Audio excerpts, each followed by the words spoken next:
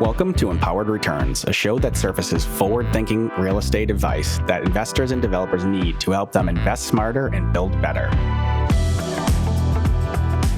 Welcome to another quick hit episode of Empowered Returns, where we share actionable, detailed advice that we typically only share with our clients, but hopefully we're sharing with our audience here today to learn a little bit more and dive into a little bit more of how we think about the real estate development, real estate investment process. And today I'm here with Jared Clement again, and I'm excited to have you on today. And we've had a number of great discussions in the past, and looking forward to sharing this one with you today. Yeah, fired up to be here. Appreciate it, Mike. Awesome. And today I think we want to talk about the lease-up marketing process and sort of when to begin, what some of the problems and pitfalls are, and lease-ups and marketing. And how to make sure it's done well to maximize absorption and increase velocity of leasing. Yep. And so I'm excited to dive into that with you, Jared, since you're managing a lot of lease-ups, and we've got a large pipeline of lease-ups that we're currently working in sort of all sorts of stages, everything from pre-construction all the way through to just recent CO. Yeah, so definitely excited to talk about it. Yeah. So we certainly have a playbook in terms of lease-up marketing. We've done it a lot. Right now we're doing 7 lease-ups. So in terms of kind of having a hold on the market, we're certainly out there and executing, driving rents and all of that. So our team is out there. I think the one huge thing about lease-up marketing is that it's it's intricate and it's involved, and you kind of got to get started a little bit earlier than you might anticipate. Yeah. I think that's right. I think the big thing, the big takeaway I would say is the earlier start, the better the process runs, right? And so, and to start early with that strategy overall, understanding who the market and the market sort of likely residents are going to be, how to build a brand around that, and then a brand that relates into a marketing strategy to drive demand. Right.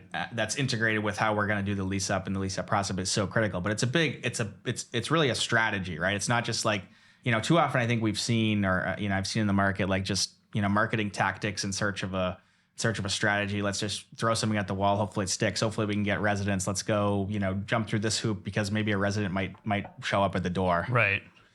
So, but I think starting early and building a brand, and I think another pitfall actually we see oftentimes is like marketing is so much more than just branding. A branding is a key part and an important part of the marketing strategy and marketing process overall. But you can't just rely on a brand. You can't just rely on putting up a building and hope people show up. Right.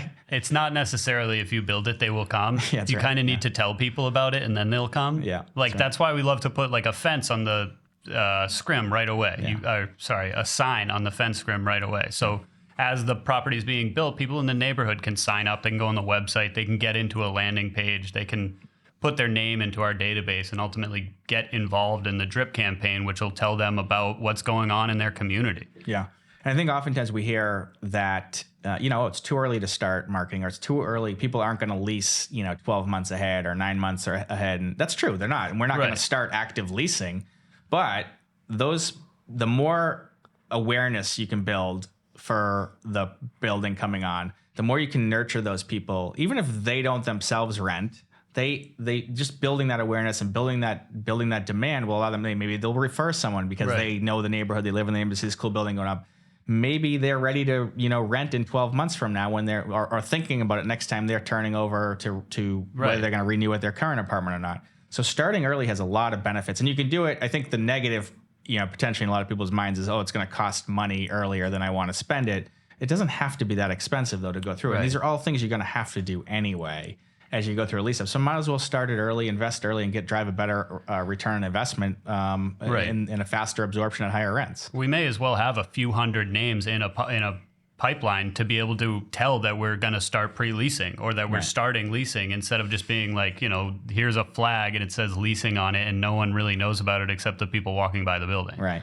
The other thing that we can do too is enable us to see who's responding to the various messaging and various advertisements, so we can tweak and tailor and we can adjust and adapt the messaging to the audience who is responding to the property in the most dynamic way.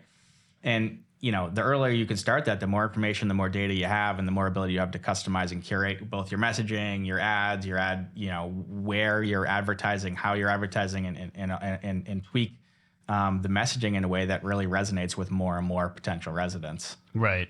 The longer you're able to build that list, the second you click on that we're starting to pre-lease, the kind of more absorption and immediate occupancy you're going to get. So it's almost like the earlier you start, the more, it's obvious, but the earlier you start, the more of a head start you have on occupancy the second you start leasing. Yeah. Like we've seen it at properties where, the pre-leasing work was done really well and we nurtured a group of residents that were interested in a property. And the second we opened up the doors, 15 people sign a lease on the first day. And like that's, with the pre-marketing and getting ahead of it and everything, you can really drive absorption. And, at occupancy, you're 50% occupied, and that's, you're way ahead of the game at that point. So yeah, that's the thing. It does unlock this big ability to do a lot more pre-leasing prior to certificate of occupancy. That's just instant sort of cash flow from the property right off the bat, getting in early, starting leasing early, and making these things happen in a more dynamic, faster way that really impacts especially sort of the year one financials and faster path to stabilization for a property. But also just that momentum out of the gate makes such a big difference too. Momentum is on whether it's lease ups or condo sales projects, that momentum is such a critical piece of the puzzle. Yeah, it's real. And I feel like the earlier you start, the better you were able to combat seasonality. Mm-hmm. Yeah. So your project got delivered in January. That's not great. Like we would rather it get delivered in June. You're just going to have more renter demand in June. There's, the incoming medical professional type of setup that we have in Boston. There's just way more renters in June. So theoretically, you deliver in January, we still have a huge list to go to. And rather than having to like over incentivize or lower prices, we can go to our list and get, people to lease the building even in the off season because they've known about it for the last 6 months. Yeah.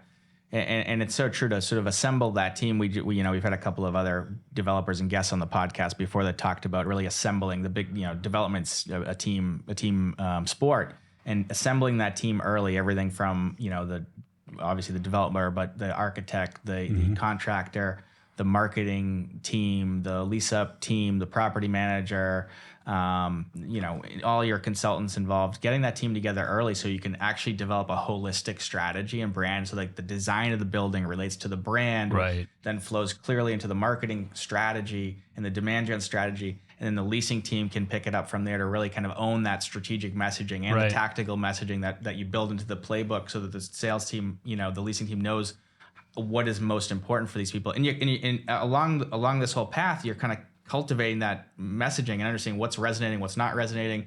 And you can tweak it as you get closer and closer to actually starting active leasing and active lease up, call it 3 months or so before CO to get as much absorption really pre-CO as you can. Right. Yeah, definitely. And I think like the marketing can even go down into some of the consulting work that we do. And I think that's what you were just getting at is like, we can help design the building to attract the renters that we know are out there. Like we see so many renters day to day, thousands of renters in the courses of like months or like just a few months. So we really know what they want to see.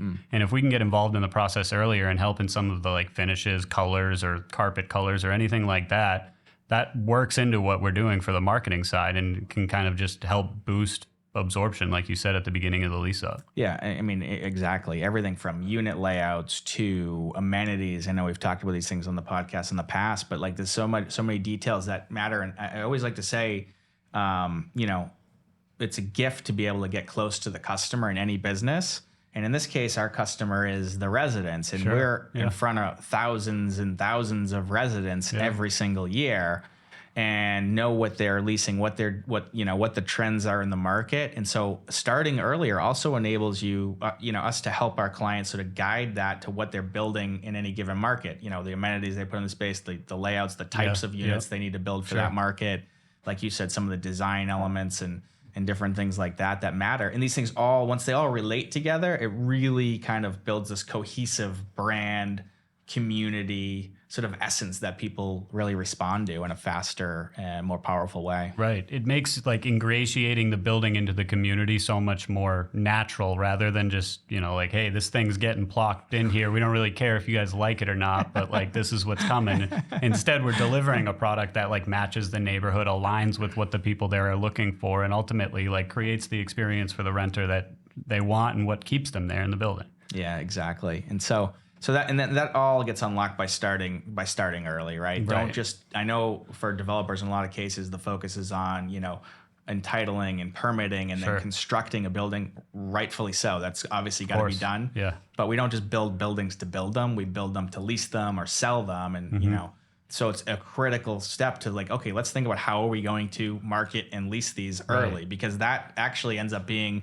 the most important part of the puzzle, right? As you get close, and it's everyone realizes as you start lease up and the pressure's on, yeah, or start sales and the pressure gets ramped up real quickly. For sure. So why not start earlier, and you can have a better holistic plan to alleviate a lot of that pressure, and just know going in with more confidence that hey, this is going to be a successful lease up and successful transition from construction to occupancy and then stabilization. And all of these things get unlocked again by good preparation and starting the whole process earlier. Yep. The key is starting early. Yeah. I'd say literally you see, our advice is always like, if you have a piece of land in mind, we're ready to start. Exactly. Right? Yeah. Like website development takes a little bit longer than you think. SEOs type search engine stuff, like it takes a minute. So like the sooner we can get that out there and have a website that exists, the more it's going to resonate with people, the more people are going to see it and all that. Yeah. All those aspects get, they can all come together in a much, much better way. So, yeah. All right. Well, anyway, Jared, this is a good conversation about, hopefully we're trying to convince everyone to start your process of marketing and leasing much earlier than it's typically thought about. Sure. Let's start today. It does make a massive difference, though, and it's huge. I mean, we notice it on the projects where we have a longer runway, and it's less of a scramble. So it does make a huge impact to the overall success of a project, and really delivering just a better return on investment for any project. Yeah, absolutely. So, well, Jared, another good chat. Appreciate your time, and I will see you again in the near future, hopefully. Sounds good. Thank you for listening to another quick hit episode of Empowered Returns. If you're a forward-thinking real estate investor or developer looking for actionable advice that will help you generate market-beating returns, make sure to subscribe on Apple Podcasts, Spotify, or wherever you get your podcast fix. I'm Mike DiMella with CHARLSGATE, and I'd love to connect on LinkedIn and further the conversation for any specific questions you may have. Thank you for listening.